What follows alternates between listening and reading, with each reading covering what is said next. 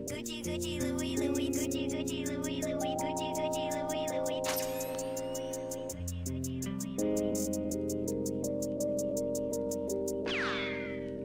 Gucci, Gucci, Louis, Louis, Gucci, Gucci, Louis, Louis, Gucci, Gucci, Louis, Louis. Fendi, Fendi, Prada, Fendi, Fendi, Prada, Fendi, Fendi, Prada, Gucci, Gucci, Louis, Louis, Gucci, Gucci, Louis, Louis, Gucci, Gucci, Louis, Louis.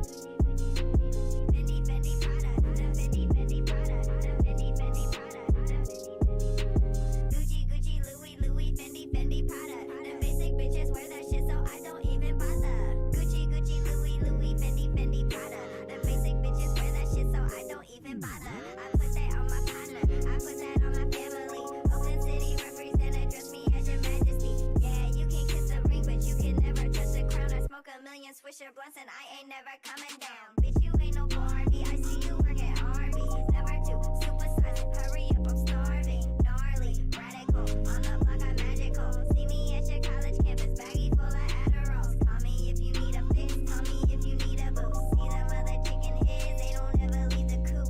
I'm in the coop cruising, I got the stolen plates, serving all the fiends over there by the Golden Gate. Gucci, Gucci, Louis, Louis, Gucci, Gucci, Louis, Louis, Gucci, Gucci, Louis, Louis.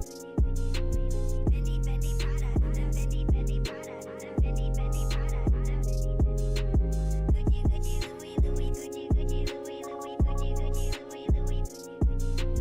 Fendi, Fendi, Prada, Fendi, Fendi, Prada, Fendi, Fendi, Prada. Gucci, Gucci, Louis, Louis, Fendi, Fendi, Prada. Them basic bitches wear that shit, so I don't even bother. Gucci, Gucci, Louis, Louis, Fendi, Fendi, Prada. Them basic bitches wear that shit, so I don't even bother. I put that on my partner, I put that on my family. Oakland City represent, address me as your majesty. Yeah, you can kiss a ring, but you can never touch the crown. I smoke a million Swisher blunts and I ain't never coming down.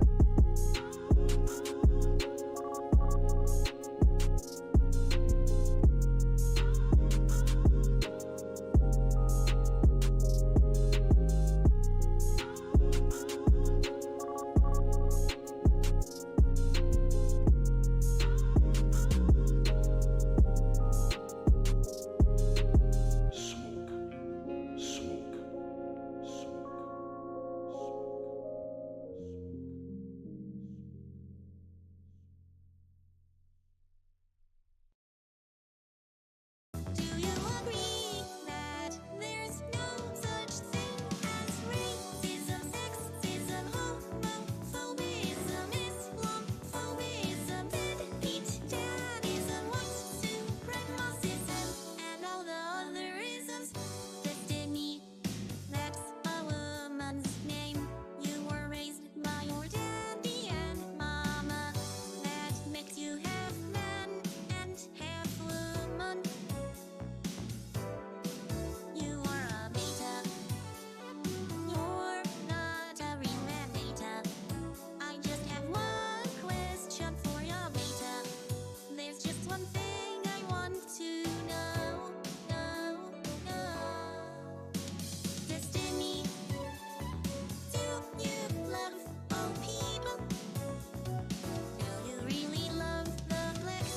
Destiny, do you love black people? Why can't you just answer the question? Destiny, do you love all people?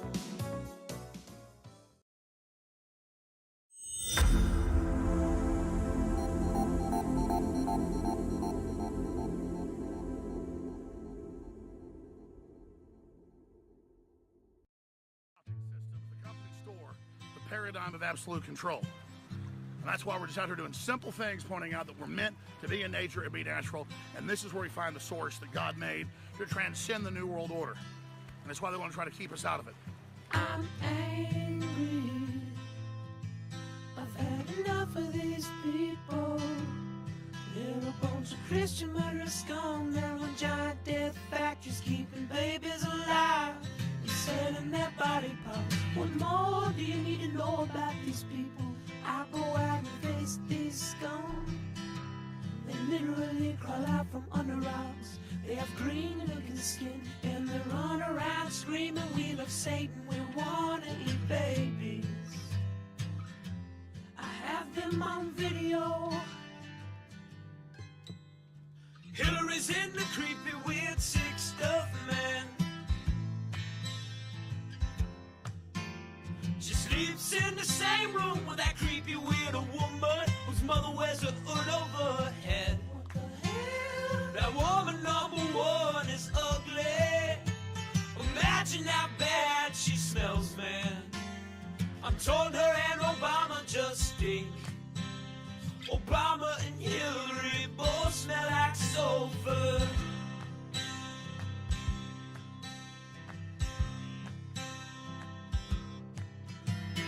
Literal vampire pot and the goblins are hobbling round coming after us. My spirit gets close to that evil and I feel it go.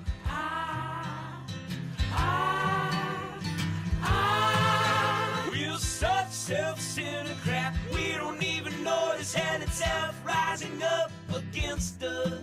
Millions of pointed people of the very worst type, and I'm so pissed. We're gonna stab your daughter at the mall. We're gonna stab your wife, your son. We're gonna stab you with a butcher knife, and then the police chief is gonna say, we love our Somalis, we love our Muslims. Oh, they're so good, oh, they're so sweet. I was watching Fox News as I worked out this morning. Whores in this house. There's some whores in this house. There's some whores in this house. There's some whores in this house. I said certified freak. 7 days a week. Wet ass P word. Make that pullout game weak. Yeah, you effin' with some wet ass P word. Bring a bucket and a mop for this wet ass P word. Give me everything you've got for this wet ass P word. Beat it up, N word, catch a charge. Extra large and extra hard. Put this P word right in your face. Swipe your nose like a credit card. Hop on top if I want to ride. I do a kegel while it's inside. Spit in my mouth, look in my eyes. This P word is wet, come take a dive. And continue along these lines. And it gets significantly more vulgar. Like, a lot more vulgar. I will eat your leftist ass like corn on the cob. I'm ready. I will eat your ass. I will eat your leftist ass like corn on the cob. I'm ready. I will eat you. I will eat your ass. My children aren't going hungry. I'll do it. I'll drink your blood. And I'm starting to think about having to eat my neighbors. You think I like sizing up? I'm gonna haul him up back chain. Chop his ass up, size it up. I'm gonna haul him up back chain. Chop, chop, chop, chop. I will eat your leftist ass like corn on the cob. I'm ready. I will eat your ass. I will eat your leftist ass like corn on the cob. I'm ready. I will eat you. I will eat your ass. I'll barbecue your ass flat. I will cook your ass up so fast, and I'll tell them, well, I killed a cow out back, baby. You think Christ would eat somebody? He would never do that. I will. I'm ready to hang them up, gut them and skin them and chop them up. You know what? I'm ready. I will eat your leftist ass like corn on the cob. I'm ready. I will eat your ass. I will eat your leftist ass like corn on the cob. I'm ready. I will eat you. I will eat your ass. I will eat your leftist ass like corn on the cob. I'm ready. I will eat your ass. I will eat your leftist ass like corn on the cob. I'm ready. I will eat you. I will eat your ass. That's why I want the globalists to know. I will eat your ass first. I swear to God, if it's the last thing I do, I'm gonna get my hands around your throat. What rolls downstairs, owner in pairs, rolls over your neighbor's dog? What's great for a snack and fits on your back? It's long, long, long. It's long, long. It's big, it's heavy, it's wood. It's long, long. It's better than bad, it's good. Everyone wants a long. You're gonna love it long. Come on and get your long. Everyone ammo.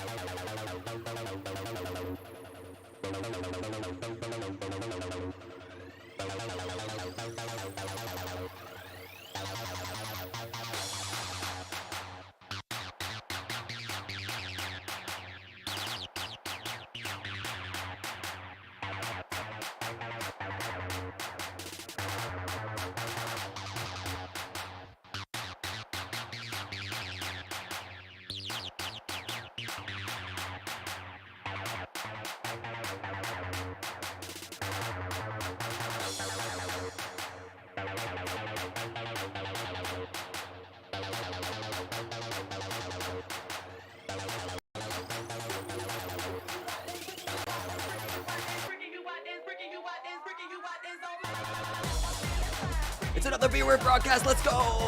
How's it going, everybody? How you doing, chat? How you been? How's it going? Yo, it is a lovely day here. I'm excited. Hope you're excited. We got a big stream today. Lots of content happening.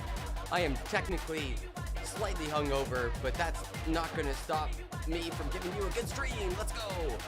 It's December 7th. It's Wednesday. That's the middle of the week. Cloudy.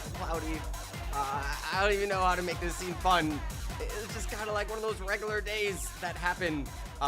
But all sorts of crazy wild stuff is happening in the news. So we're going to check that out in both America and Canada.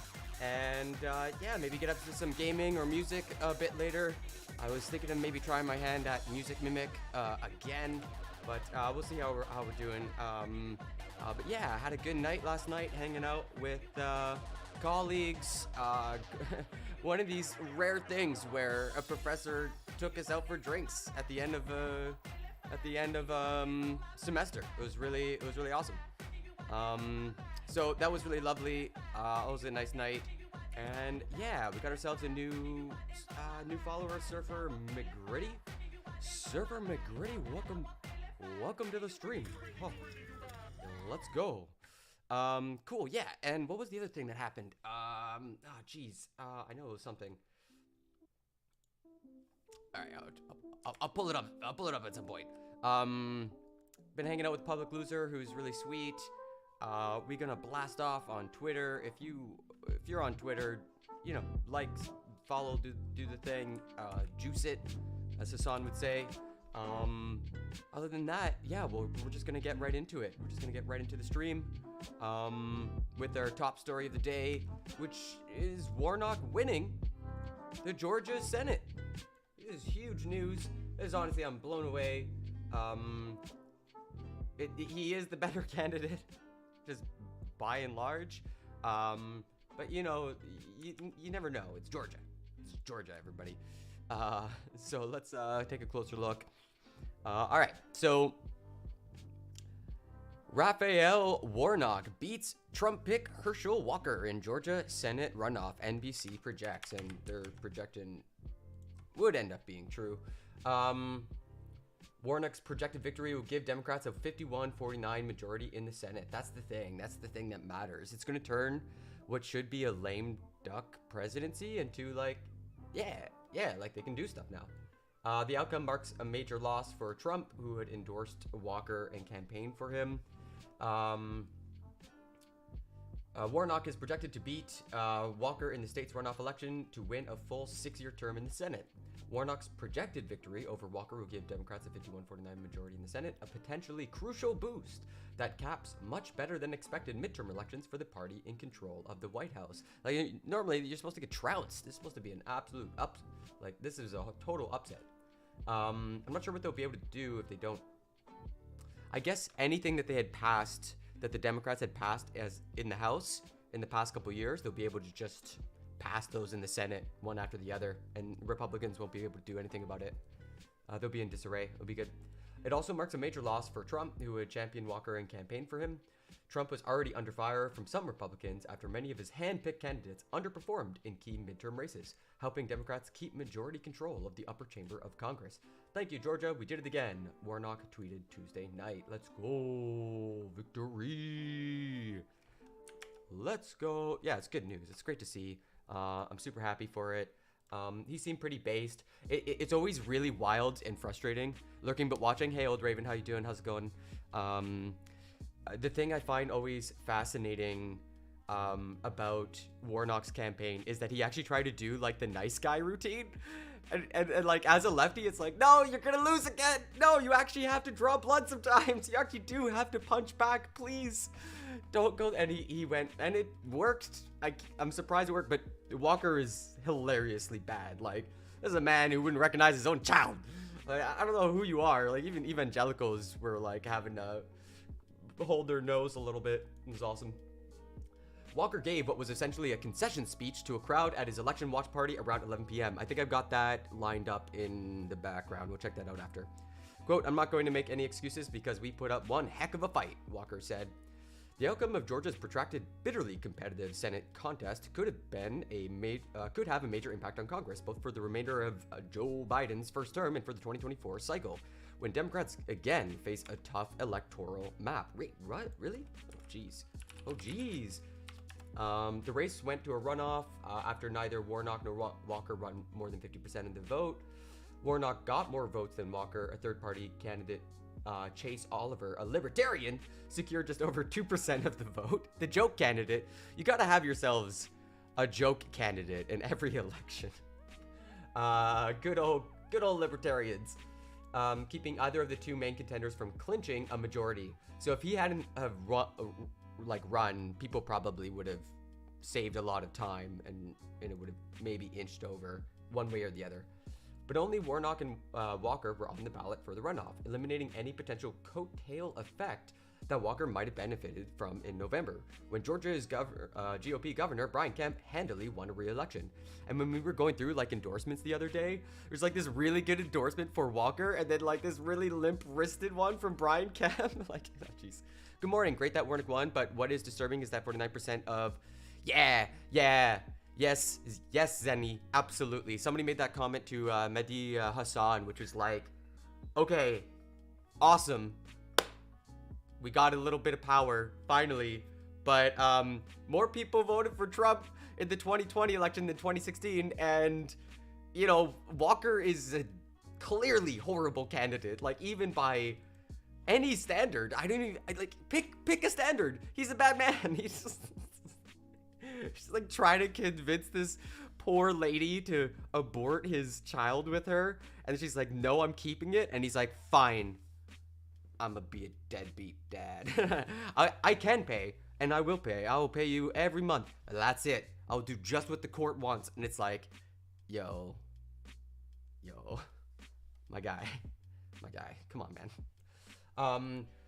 All right, so what else we got here? Instead, Walker's gaffe and scandal-plagued campaign was on full display as more reports about the former NFL star's personal life continued to come out in the runoff period. Of course, most famously from Christian Walker, his own son, calling him out, which is always a lot of fun.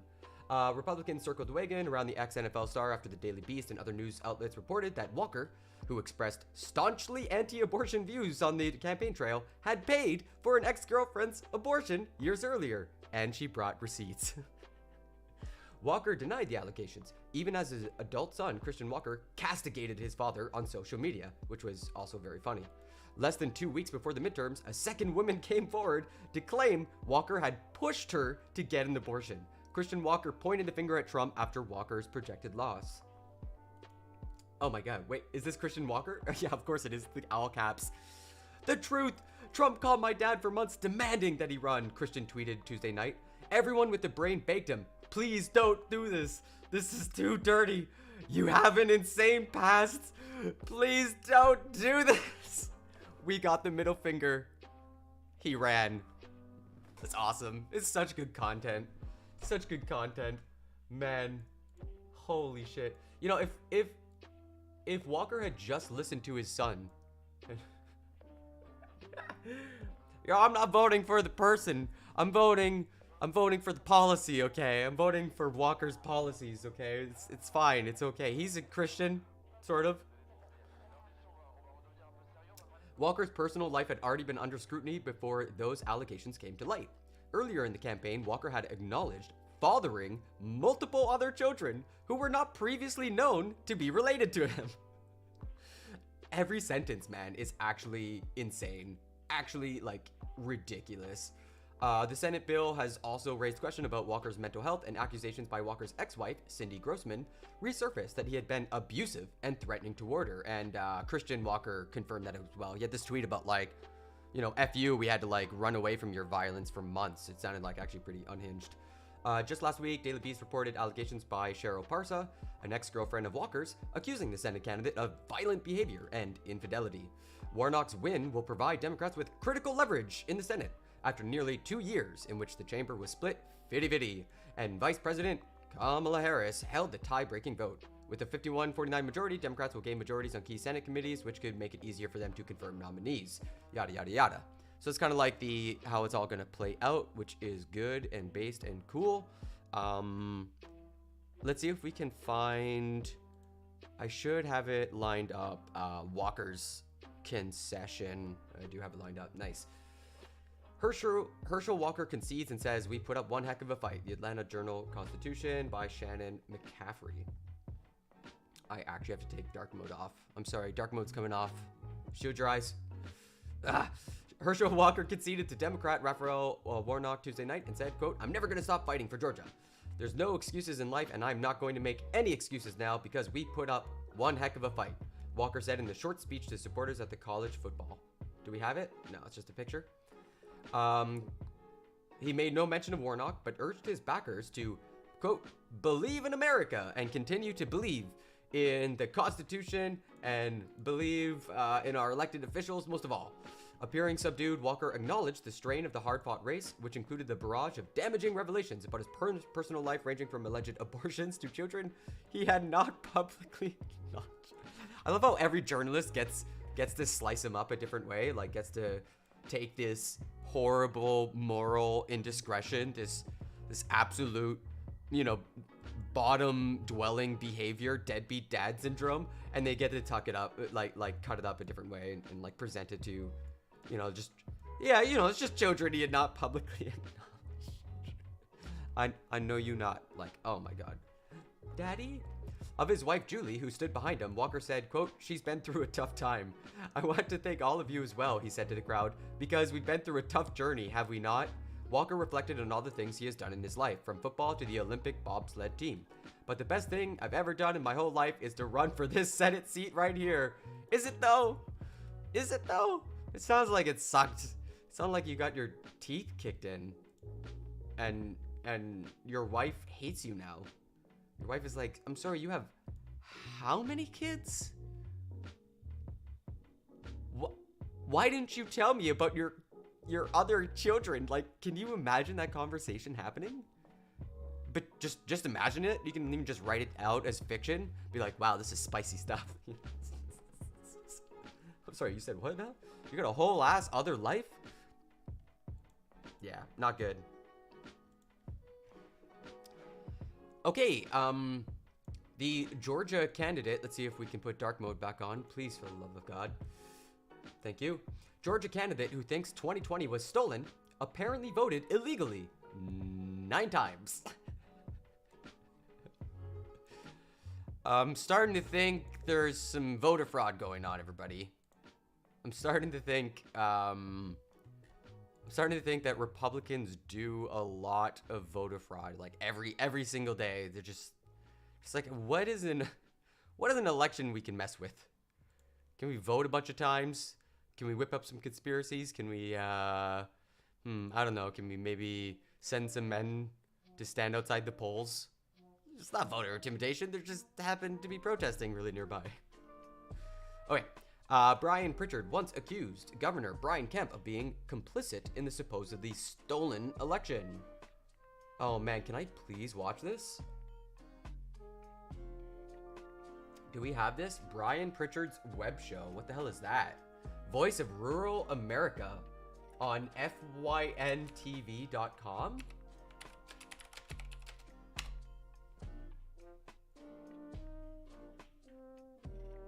Author of Fetch Your News? I can't even find this. What was it? FYN.tv? I'm worried it's not gonna be, it's fyntv.com. Okay, alright. And it's like an app? What the fuck? I'm like a little worried just putting in URL. Fetch Your News! What the hell is this? The Voice of Rural America! Okay, we found it! Oh my god, what is this? Manager out there that says, look, put $100 a week in your wife's car. That's $400 a month. Is he live? Fill her car up with gas and get us the receipt. You get Bro, up he's there, live. Live right put now. it on your expense report. Uh-huh. Oh, you mean that happens? No, that doesn't happen. Doesn't happen, everybody. You know what? Okay. Go out to eat 3 times this month and put it on the expense report. Just name some client. That happens? No, that doesn't happen. Buy those golf It's got the clubs. thin blue line. But buy them at a golf course. Okay. Put them on the expense report. All right. This guy's talking Diane, about I gotta dodgy, say something. dodgy accounting. Should I say it? I'm going to say it. Okay. You say it. You speak your piece, man. Now. Oh, he's really having a hard time getting his thoughts together. So I was managing this place. Let me tell you how I know this. Okay. 'Cause somebody's going to say, how do you know this? Yeah, I want to So know. I How was do you know this? managing this place, and I had a lot of people that Uh-huh. turned in sales reports every month, right? Okay.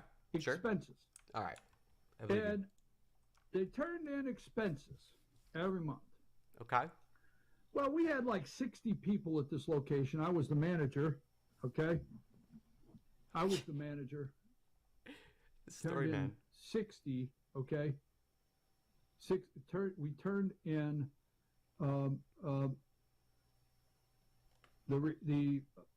I had about 60 employees at this one place. Okay. And They're giving you expense reports. You got 60 expense reports. Okay, I think I follow. So Yeah. oh, I'm sorry, I had a brain freeze. Hey, Did I say that out loud? did you? You're live, my Anyhow, guy. I would have expense reports. I had people that turned in monthly expense reports. So I'm back Okay. there, and I've got the accounting visor on. I always kept an accounting visor for those people out there, and I had my half glasses, and I'm looking at expense reports. Okay, With the green. and and I'm noticing some of the people continue to go to Johnny's Bistro.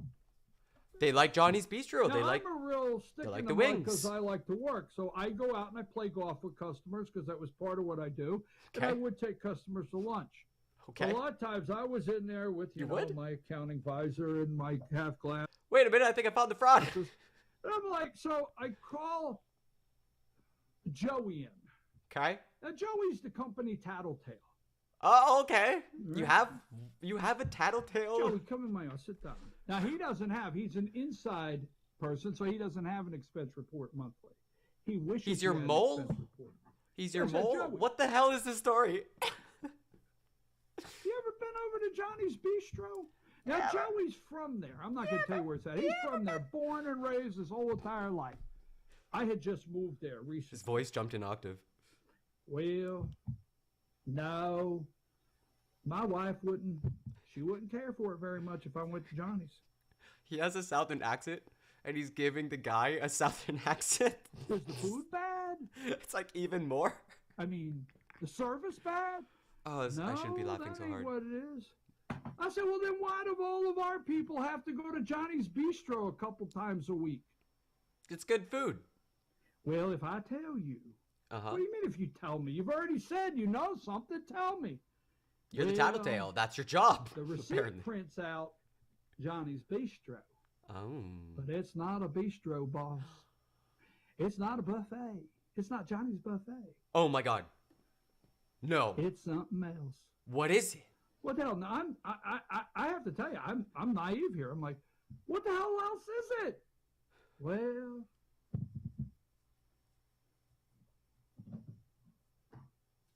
so this story. so Dramatic listen, so pause. he tells me what it is. Uh-huh. But they do have a buffet. But the receipt prints out a certain way, so it doesn't look like it on their credit card receipt if they have to use their credit card, so their wives or whatever, right? Don't know that they're going to Johnny's buffet and It's a you know, buffet, and not a Not bistro. just getting a milkshake. That's the mic drop So moment. anyhow, so I said, okay. They're taking their So wives I to picked the up my buffet. phone and I called the individual that spent the most time at Johnny's buffet or Larry's buffet or Fred's buffet, not putting a name on it.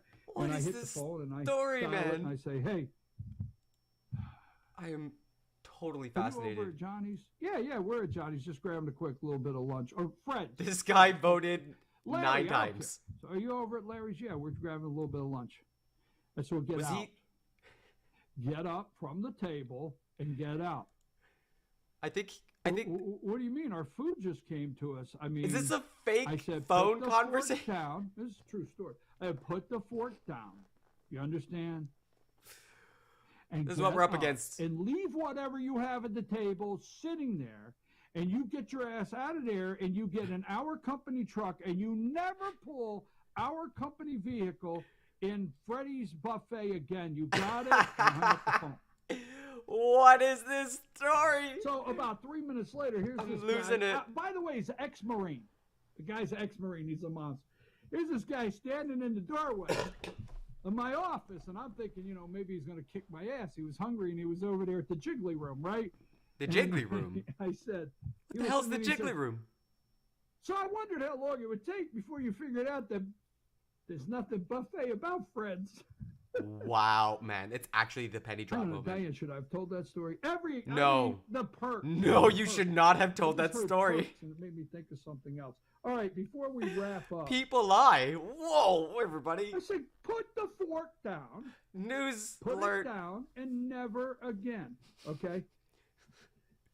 Here's some reading material today. He Let's thought- end with our reading He material. thought they were going to a bistro and getting quality burgers, but really, it was just a Chinese buffet. Can you believe it, everybody? And they brought their wives for milkshakes. Like, can't believe this guy was trying to run for office for Senate. Material for 2 minutes, number 43, Diane. How is this good content? FBI agent Holy testimony shit. warning of a You'd- hack in I'll Number vote for you, 43, brother. A hack in I got 9 votes for you. ahead of the I got 9 wives, and they all do what I say, because we We Mormon. So technically, I can vote for you 9 times, and it's completely legal. Biden revelations. There's some good reading today. I'll leave it on the screen. Please go take your time. Number 42. This might be newsworthy to actually a news organization. GOP launches probe into handling of Afghanistan withdrawal. There's no source. Just Sophia Cow. Here's one. Where's your source, buddy? Number Where'd you getting 41. this? There you go, Reading Daily Wire. material, folks. Arizona governor. Wait a minute. You're just reading the headlines.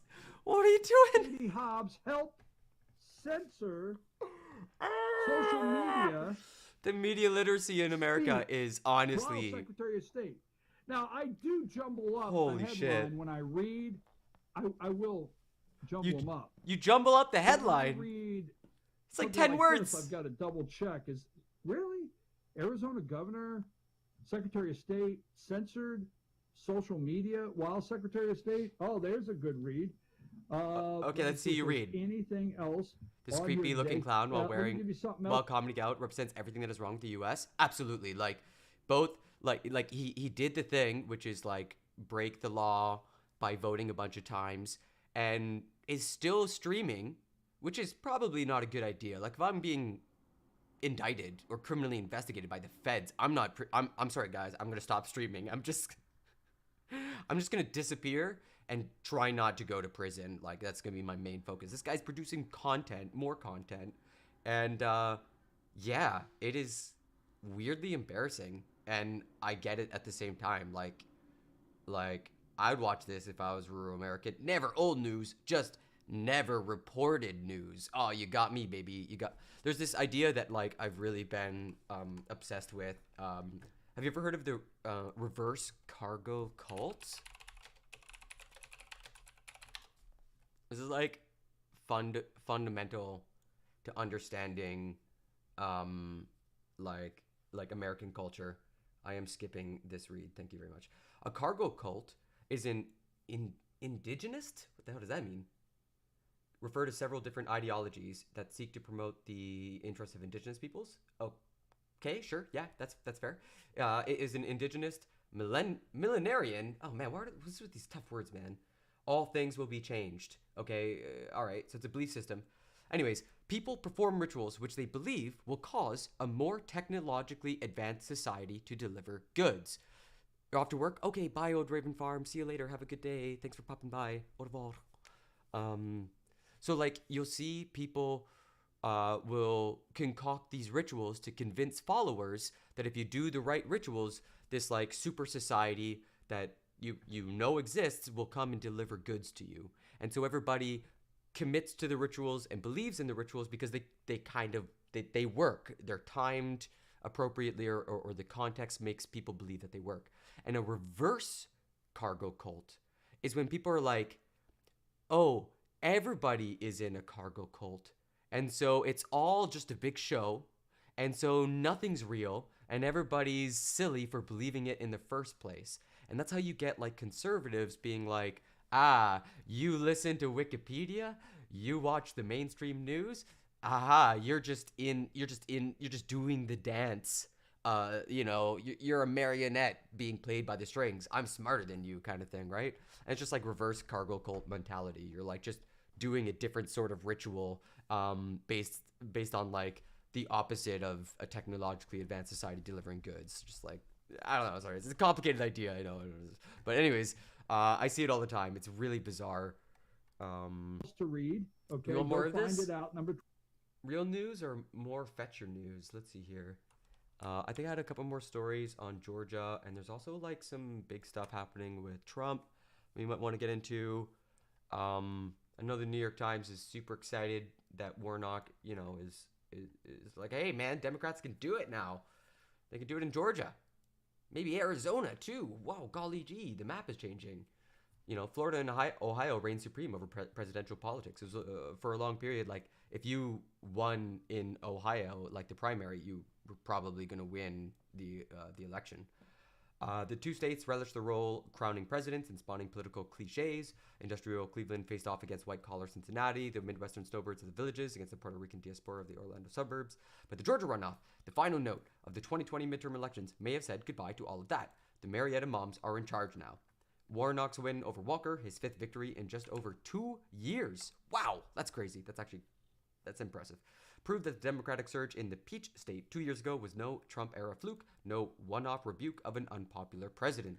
Georgia, with its storied civil rights history, booming Atlanta suburbs like Marietta, and exploding ethnic diversity — why would you say exploding ethnic? What an odd word — is now officially contested ground, joining a narrow set of states that will select the next president. So yeah. Here is the picture that's going around. It's Biden congratulating him on his victory. This is just politics stuff, nothing too exciting. Warnock beats Walker in Georgia, padding Dems' Senate edge. Wow, that's a mouthful. But yeah, it's 6-year term, 51.4 to 48.6%. So wins it handily. And it looks like, he's got all the cities on lock? Kind of, sort of. Atlanta for sure is the base. 62 to 37. Wow. 86 to 13. Sheesh. Is there any other flips? Yeah, 80 in the rural era. Oh, wow. In the rural areas, it's like you don't even bother. 80%, 80%, 80%, 80% for Walker. 60. Huh, interesting. I've never been to Georgia or anything like that, so I don't have much of a frame of reference. Let's see. Any new information? Yada, yada, yada. Warnock's win means that Senate Democrats protected every seat they had on the ballot this year, while also flipping the open seat in Pennsylvania to expand their Senate majority by 1, despite a tough political environment and sagging approval ratings from Joe Biden. That's actually really fascinating. Like, they managed to eke out a straight up route, like a full-on political route. It's awesome.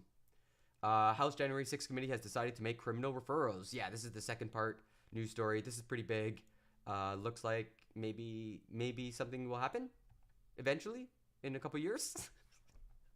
A lot of questions surrounding all of this, Elliot, but just your reaction to learning that there will be at least one criminal referral, we could say, though much more detail is needed on whom and what.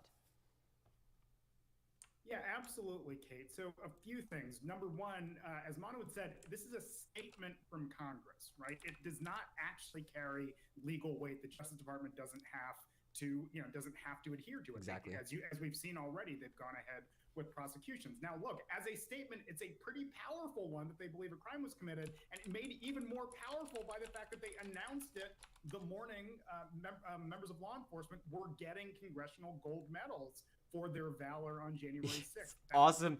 I'll try to pull that up. That was awesome. At all, and a very effective bit of stagecraft on the part of the committee. Now, what could it be? We don't know. Certainly, from watching the hearings, it appears that witness tampering or obstruction of justice, and not just for the president, anyone with whom someone who committed a crime might have been working in concert with could be referred for a crime, for a criminal offense. And finally, last thing, it's not just crimes here that could be referred. For instance, individuals who are attorneys could be referred to bar associations if they're, and basically put their they're coming in jeopardy if they engage. They're coming for the lawyers. Make attorney, get attorneys. Okay, so this has been going viral. It's awesome. It's incredible. It's just pure Schadenfreude. It's incredible TV. This is why America's fun to watch. This is a ceremony where they're giving out medals. We'll watch this a few times. They're giving out gold medals to the officers who defended the Capitol January 6th. They won't admit to wrongdoing, not necessarily them. So this guy is gonna sort of explain why, when Mitch McConnell and Kevin McCarthy, the Senate minority leader and the House majority leader, why they got medals right there, and these people who were supposed to be receiving these medals are just gonna walk right past them, not shake their hands, everybody's gonna applaud, and it's just like, yeah, you're toast. You're burnt. You burnt. She's like, yeah, no, that's cool. I'm not shaking your hand. Yeah, no, I'm not shaking your hand. No, cheers. It stares him right in the eyes. Stares him right in the eyes. Yeah, no, what are you talking about? What are you talking about? Shaking your hand? What's up? Whatever What's up? hold that Trump has on them, they've backstepped, they've danced. They won't admit to wrongdoing, not necessarily them themselves, but of Trump, of the rioters. I mean, people like Louis Gohmert. Louis Presented the Gohmert. American flag that was flown over the Capitol to a January 6th rioter Wild. and told them they were a patriot. Wild. It's disgusting. It takes away everything my brother's done. It takes away the heroism my brother showed. You know. You don't think they deserved a handshake in this context? No, definitely not. No, because unlike Liz Cheney, they have no idea what integrity is. They can't stand up for what's right and wrong. With them, it's party first. Yeah, so that was the guy sort of explaining why he didn't shake the hands.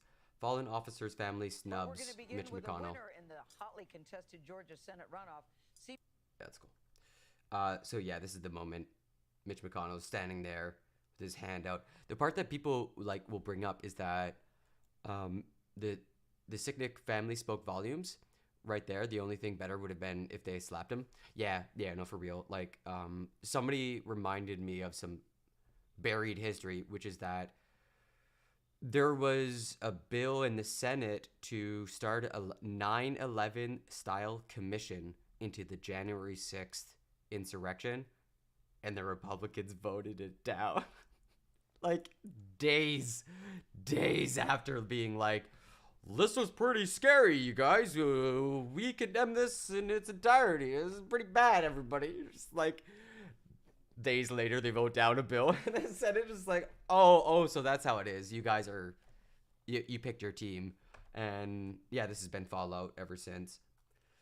Family of Officer Brian Sicknick refuses to shake hands with Senator McConnell and Representative McCarthy at Congressional Gold Medal ceremony. Brian's brother Ken Sicknick tells me why. This might be the better clip. Self-explanatory, but, you know, Self-explanatory. They came out right away.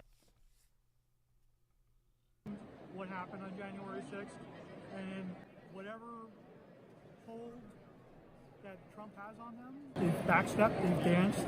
They won't admit to wrongdoing, not necessarily them themselves, but of Trump, of the rioters. I mean, people like Louis Gohmert, who presented an American flag that was flown over the Capitol to a January 6th rioter and told them they were a patriot. It's disgusting. It takes away everything my brother's done.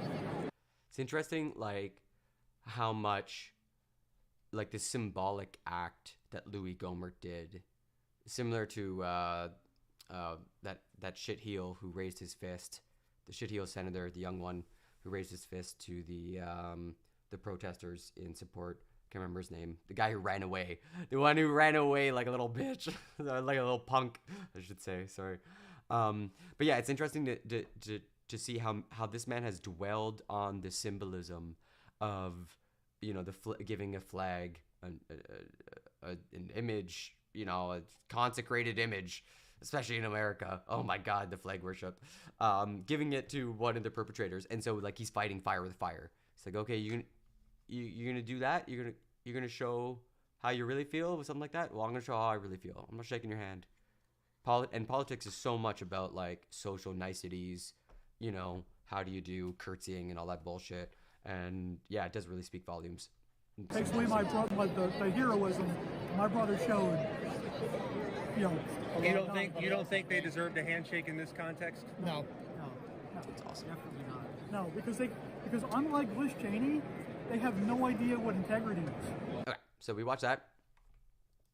Let's move on. So the Trump org was convicted in New York criminal tax fraud trial. I actually got a conviction, everybody. We got him. It's over. We can all go home now. I heard the family were Trump voters and Republicans, which makes it even more of a statement. Interesting. I'd love to get a confirmation on that. I mean, that's kind of the thing that I've been seeing happen in Canada as well. When the Freedom Convoy returns in February, if I can, I might actually go. I might not be able to because I'm doing an internship and they might not have free time, but I would like to go because it mirrors the split that's happening in American conservatism between like the log cabin Republicans and like this new breed of like, you know, rabies riddled, you know, MAGA Republicans or whatever, you know.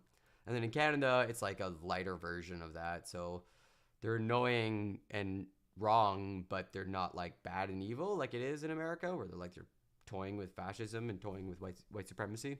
And then in Canada, it's just like all these very misguided fools who are watching way too much Fox News or Rebel News or whatever. It's just like, oh, geez, guys, got to get off the internet.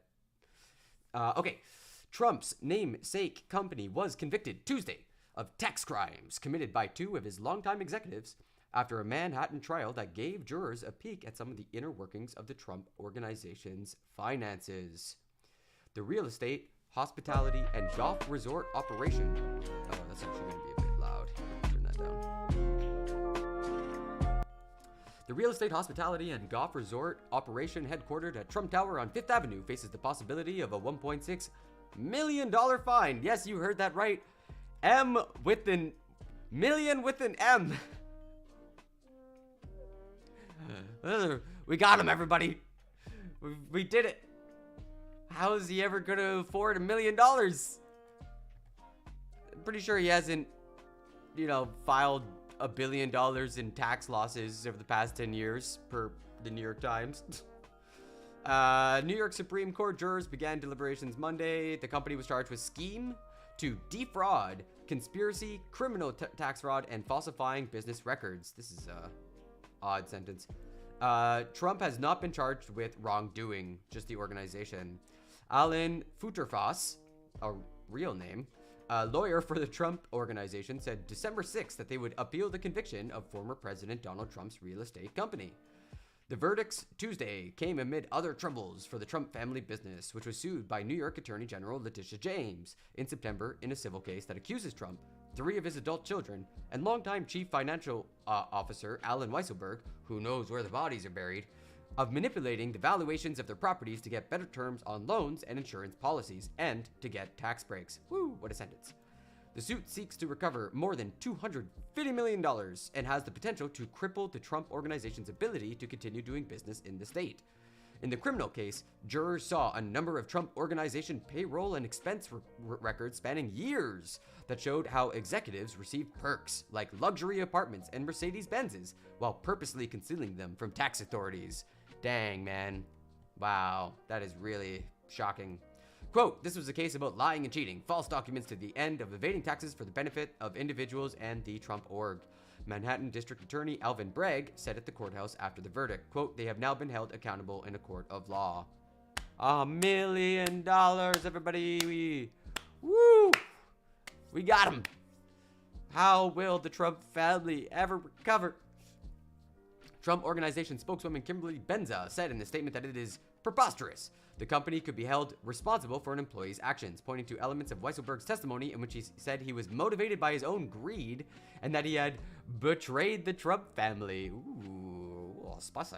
That's a spicy habanero. Lawyers for the company said there would be an appeal. Alan Futerfas, a real lawyer for the Trump org, said December 6th that they would appeal. Wait, you said that already. Prosecutors built the case largely around Weisselberg, who pleaded guilty in August to 15 counts, including tax fraud, conspiracy, and grand larceny. He was promised a steeply reduced sentence of 5 months in jail in exchange for testifying against the company. He had faced up to 15 years in prison. Wait a minute. Let me know when the mango's frog walked to prison. No, dial it back. This man faced 15 years. They gave him 5 months so that they could extract $1 million from a real estate company? Are you insane? You read the story another way, it sounds like prosecutors gave him a sweetheart deal. What the fuck? 15 years down to 5 months. I'm sorry, what? I'm actually kind of pissed. That's not how this is supposed to go. Oh, God. White-collar criminals get away again. In his testimony, Weisselberg detailed how he and the company's comptroller, Jeffrey McConnell, you know what this means is that Weisselberg had a really good lawyer who figured out that their case would fall apart against the Trump org if they weren't able to extract testimony from Weisselberg, and they were able to argue the feds down 90% of their original like criminal charge, or like their original threat. That's sad, man. That's so pathetic. Man, cops can't even do their jobs. God damn it. In his testimony, Weisselberg detailed how he and the company's comptroller, Jeffrey McConnell, schemed to cheat state and federal tax authorities beginning in 2005 and lasting more than a decade. Weisselberg used the company to cover major personal expenses like rent for a luxury apartment on the Hudson River, Mercedes-Benz leases for himself and his wife, and private school tuition for his grandchildren. In some instances, he paid the company back for his personal expenses, which allowed him to use pre-tax compensation illegally. Okay, this story's so boring. Oh my god. Oh man. I was just kind of curious what the details were. Actually kind of really annoying. Okay, Trump team searches, this is from Washington Post. Trump team searches 2 of his properties amid court battle with the DOJ. Jacqueline Alemany, Josh Dawsey, Spencer Sue, and Devlin Barrett have the byline. Lawyers for former President Donald Trump conducted a search of at least 2 of his properties for classified materials in recent weeks, after they were instructed by a federal judge to attest that they had fully complied with a May grand jury subpoena to turn over all materials bearing classified markings, according to people familiar with the matter. That's pretty incredible. It's just the lawyers are like scrambling around his properties, like Mar-a-Lago or whatever, and just like, okay, we gotta find these documents. We've got to find the nuclear codes for Sweden's national defense. You know what I mean? Like, they're around here somewhere. You know, they're ripping up cushions and they're like shaking employees. No, what'd you do with the key? Why can't we get into this room? Oh god, what an insane arc. I can't believe. Oh man. Trump's legal team hired an outside firm to carry out the search of his golf club in Bedminster, New Jersey, and, more recently, Trump Tower in New York, according to the people who spoke on the condition of anonymity to discuss sensitive information. The team also offered the FBI the opportunity to observe the search, but the offer was declined, the people said. It would be unusual for federal agents to monitor a search of someone's property conducted by anyone other than another law enforcement agency. Oh, okay. Federal authorities have already searched Mar-a-Lago, Trump's primary resident, and he spends almost all of his time at those 3 properties, advisors say. National video reporter Hannah Jewell explains what we learned from the affidavit that made the case for the FBI to search Trump's Mar-a-Lago residence. Trump's lawyers have told the Justice Department that the outside team did not turn up any new classified information during their search, according to people familiar with the process, and have said they utilized a firm that had expertise in searching for documents. Okay, it's normal. A spokesman for the Justice Department declined to comment. A spokeswoman for the FBI declined to comment. Okay.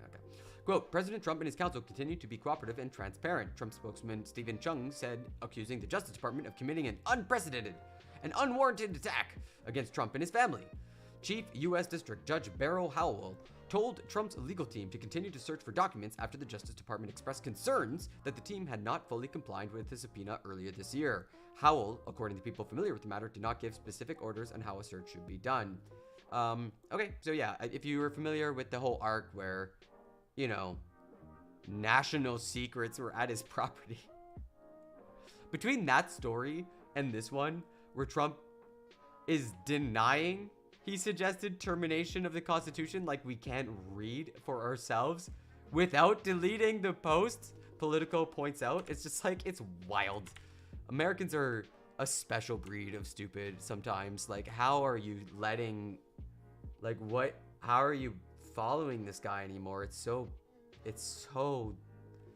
getting to be so insane. Olivia Olander for Politico, former President Donald Trump on Monday denied he wanted to terminate the Constitution 2 days after suggesting, quote, the termination of all rules, even those found in the Constitution. Please stop. Please stop. Please stop trying to alter reality. Quote, the fake news is actually trying to convince the American people that I said I wanted to terminate the Constitution. This is simply more disinformation and lies, Trump said on Monday on his own social media platform, Truth Social. And I'm sure you could just like literally the next post is probably him being like, oh, I should terminate the Constitution. The post seemed to be a complete denial of his post from Saturday, which remained online as of Monday afternoon. Quote, a massive fraud of this type and magnitude allows for the termination of all rules, regulations, and articles, even those found in the Constitution. There was a clip even going around of like, what was it? It was like Meet the Press and Republican would vote for Trump if he was the primary candidate. 2 days ago. See if I can find it. It was like, so if Trump was the candidate, you would still vote for him. He's like, yeah, man. Yeah, for sure. Absolutely. He's saying what we're all thinking. Netanyahu. I don't want to listen to Netanyahu.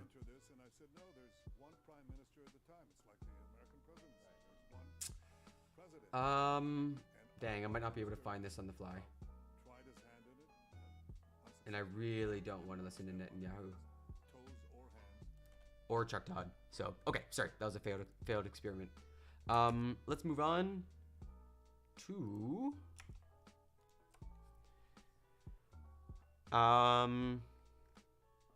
that's kind of boring. We're going to skip on that. We did that story. All right, next story of the day is... Times Person of the Year is Vladimir Zelenskyy and the Spirit of Ukraine. Let's go. I don't know if you're a big Ukraine stan, but in Canada there's a lot of Ukrainians. It's kind of, I mean, and the war has been pretty, you know, morally one-sided. So, yeah. And there's like something I came across not too long ago. Like it was like some quote from a general. I'll probably badly relay it, but the essence of it was like the military had kind of realized that there's only two options. If they join NATO, it would mean a full-scale war with Russia, and if they didn't join NATO, it means they would be like sucked up by Russia. Russia would like a blob absorbing Ukraine, and then they would be stuck in like a pretty intense kind of maybe a dictatorial regime even at that point. You know, like Putin's not a good guy, everybody. I hate to break it to you. He's a bit of a totalitarian, you know, all the poisonings and stuff, you know.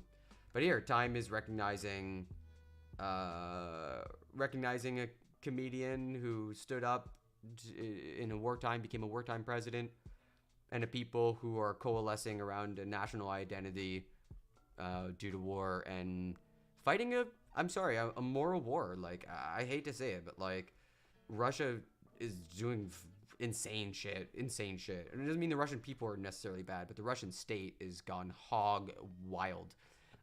They've convinced a lot of people from Eastern Russia to go fight their stupid war. So it's not good.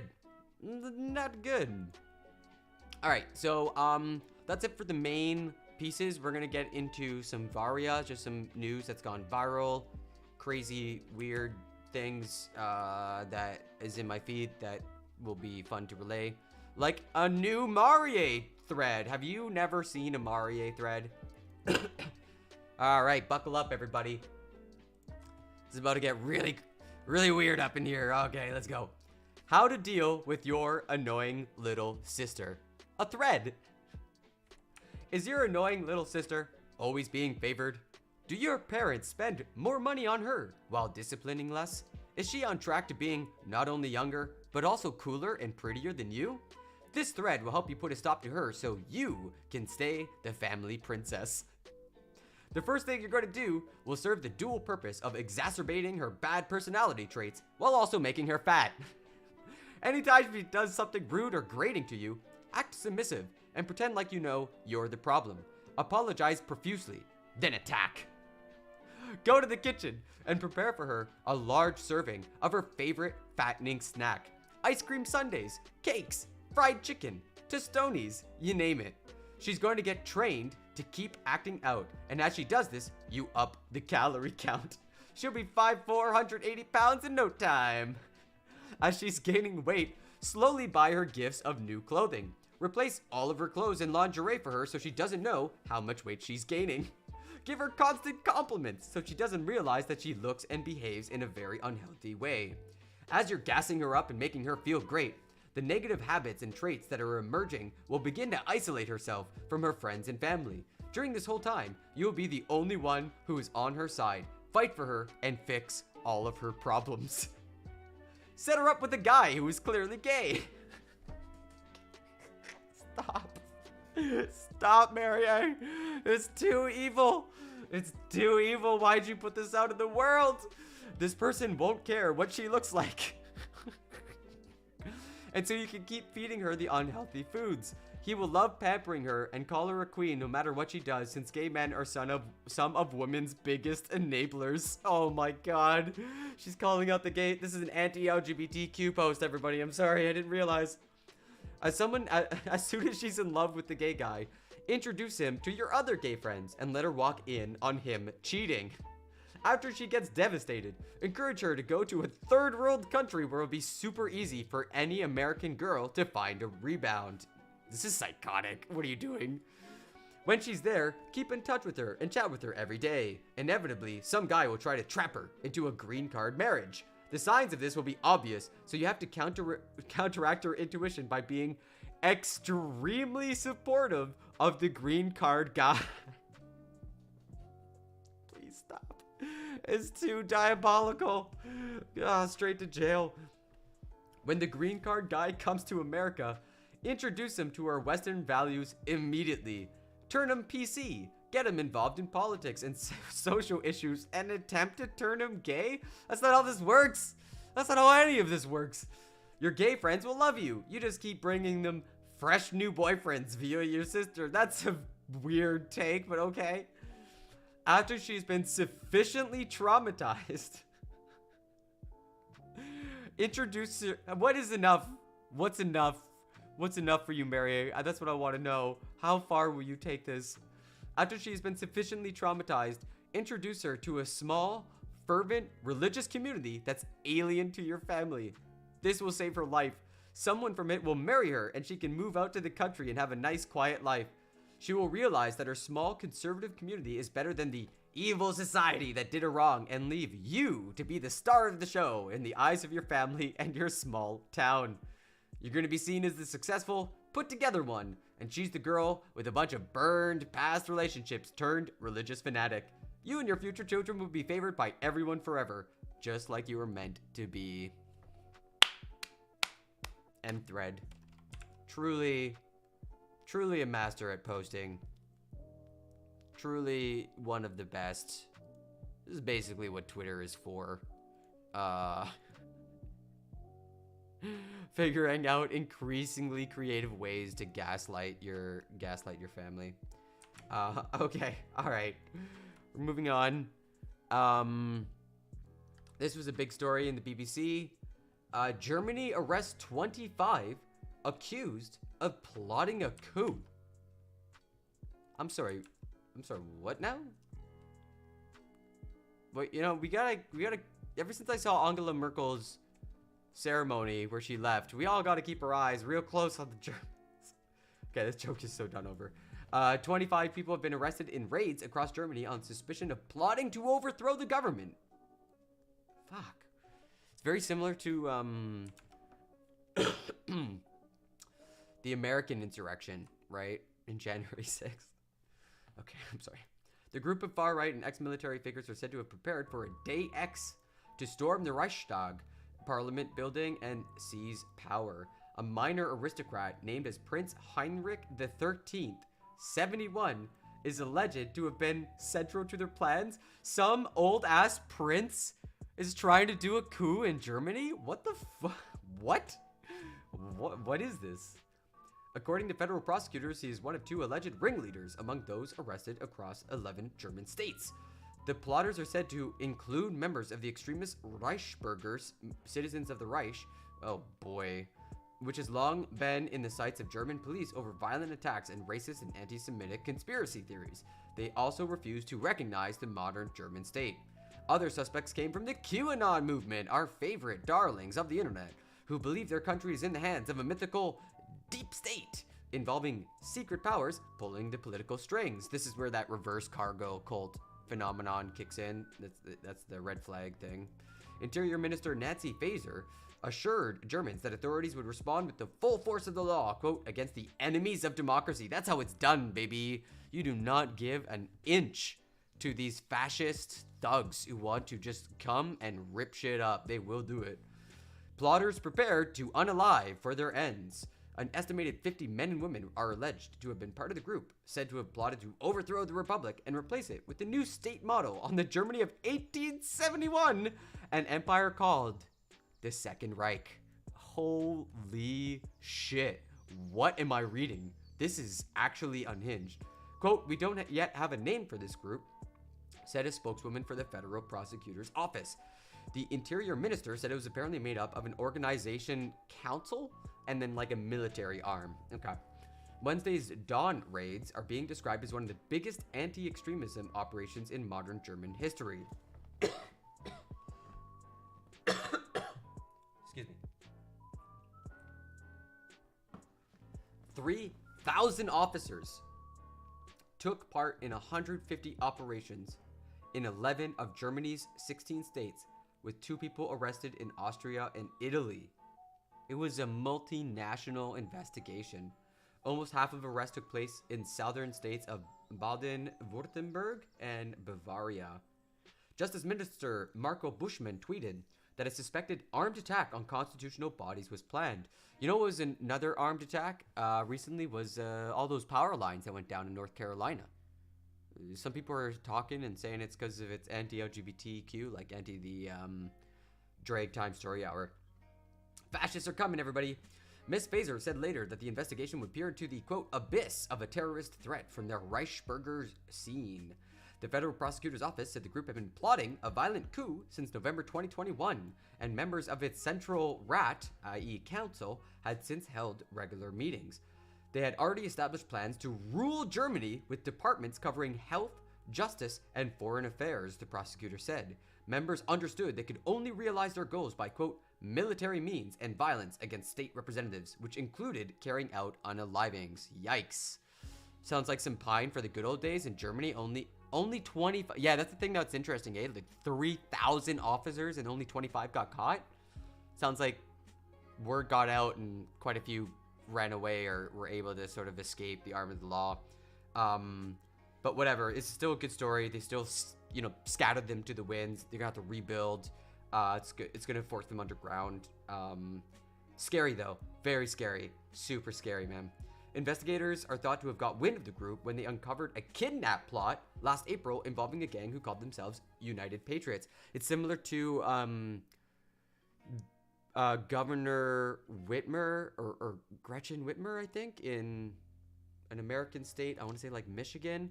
There's like this plot that was scattered by the FBI, and they were like gonna go unalive the governor. And there's like a picture of them like standing in front of the governor's palace or mansion or whatever with like guns and stuff and ill-fitting like gear that they clearly don't know what they're doing. I'm just like, guys, let's stop these people.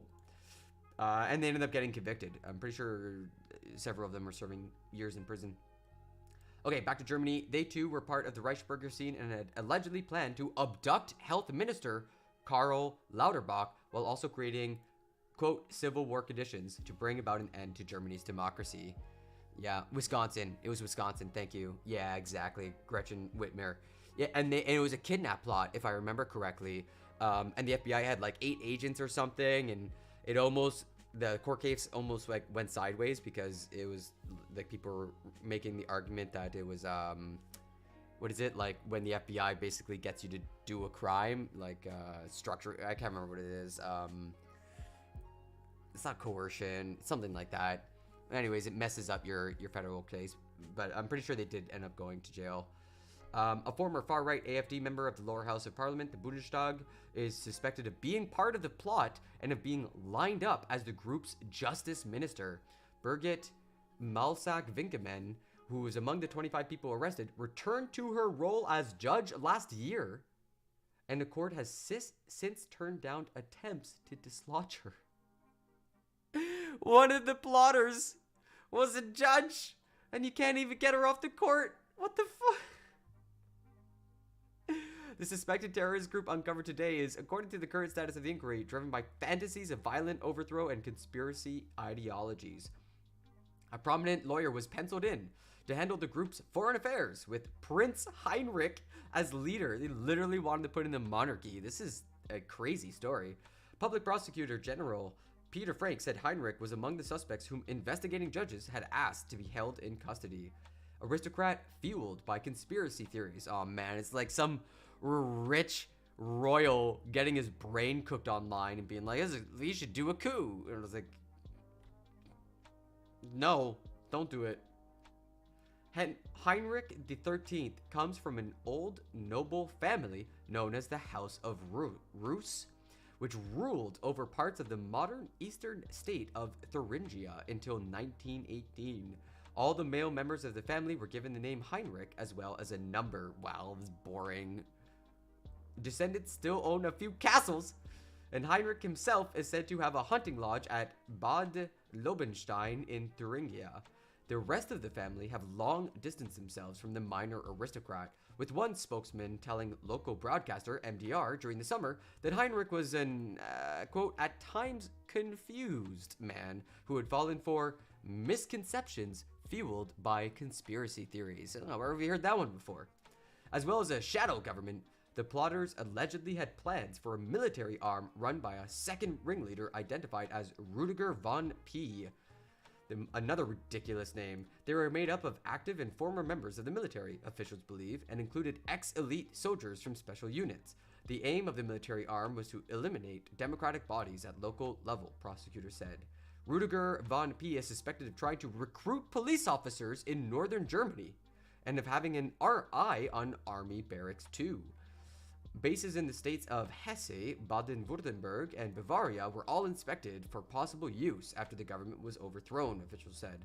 One of those under investigation had been a member of the Special Commando Forces, and police searched his home and his room at the Graf Zeppelin military base in Kahl, southwest of Stuttgart. Another suspect has been identified as Vitalia B., a Russian woman, okay, who was asked to approach Moscow on Heinrich's behalf? Wait, what? This is getting juicy. The Russian embassy in Berlin said in the statement that it did not, quote, maintain contact with representatives of terrorist groups and other illegal entities. Okay, sure, all right. Several violent attacks have been linked to Germany's far right in recent years. In 2020, a 43-year-old man shot, oh wow, he unalived 9 people of foreign origin in the western town of Hanau, and a Reichsbürger's member was jailed for unaliving a policeman in 2016. The Reichsbürger's movement is estimated to have as many as 21,000 followers? Oh. Yo, you need to catch more than 25? What are you doing?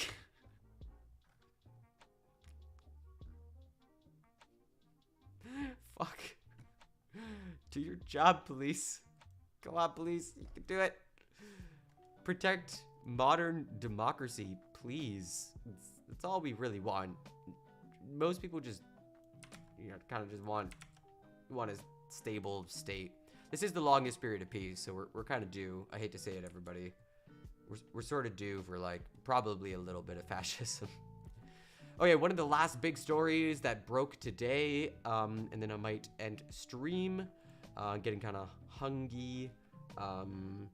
FTX, the crypto exchange that has fallen apart, gone bankrupt, apparently, according to the Financial Times, held talks with Taylor Swift over $100 million sponsorship deal. Negotiations between singer-songwriter and Sam Bankman-Fried's crypto group collapsed this spring. Sam Bankman-Fried's FTX reached the late stages of negotiating a sponsorship deal worth more than $100 million with Taylor Swift, but talks with the pop star fizzled out just months before the exchange's collapse in November. So yeah, got out just in time, sweetheart. The discussions included a ticketing arrangement with digital certificates known as non-fungible tokens from the record-breaking anti-hero singer-songwriter, according to people familiar with the matter. Digital certificate tokens, oh boy, you get your very own Swift token. I bet they're gonna call it a Swift token. Oh geez. FTX's talks with Swift and the 9-figure sum being negotiated underscore the ambition and reach of the crypto group's drive for celebrity partnerships before it fell into bankruptcy last month. FTX had struck deals with US football star Tom Brady and supermodel Gisele Bündchen, as well as tennis star Naomi Osaka and basketball players Shaquille O'Neal and Steph Curry. People with knowledge of the talks said the process also highlighted FTX's unorthodox internal decision-making and clashes between Bankman-Fried's inner circle and more experienced executives brought in from outside. Bankman-Fried and a representative for Taylor Swift declined to comment. 30-year-old Bankman-Fried initially favored the deal, in part because, quote, he's a fan of Tay-Tay, one employee said, using Swift's nickname. Okay, I didn't know she had a nickname. Claire Watanabe, a senior executive in FTX's business development team, was seen by former employees as a driving force behind the pursuit of Swift and was also a fan of her music. Watanabe could not be reached for comment. Those pushing to scrap the talks, which began last autumn and ended this spring, employees said, thought the partnership with Swift was too expensive and questioned whether previous celebrity deals were delivering value for money. The deal was opposed by several members of the marketing team. Quote, no one really liked the deal. It was too expensive from the beginning. Okay, yada, yada, yada. So it looks like Sam Bankman-Fried, people are starting to sniff him out, even before this all fell apart. So, yeah, some people got heads on their shoulders. That's nice. Okay, I'm hungry. No music today. I'm just gonna go do a lot of reading. I gotta catch up on homework. And, what else? Things are happening. There's actually a bunch of protests happening right now downtown that I only found out about this morning, and I would have gone and done an IRL live stream, even though it's raining, because it's a bunch of people protesting the COP, the COP convention, which is like the limp-wristed attempt by governments to deal with climate change. They're doing nothing. It's just like a greenwashing event. And so a bunch of people from Montreal trying to shut down the city. And the last march started at 10:30, so there's no real way for me to kind of make it. And I got a lot to do, so sorry I kind of missed on that. I'll try to catch the next protest. It's extremely warm outside, freakishly warm, so there's really no reason for me not to. Cool, thanks so much for hanging out. It's good seeing you. I'll be back tomorrow morning with some more interesting takes and news and all that jazz. You all have a lovely day, a lovely rest of your day. I'll see you later. Bye-bye. Au revoir. See you later. Have a good one. Go do something nice for someone, even if you don't like them.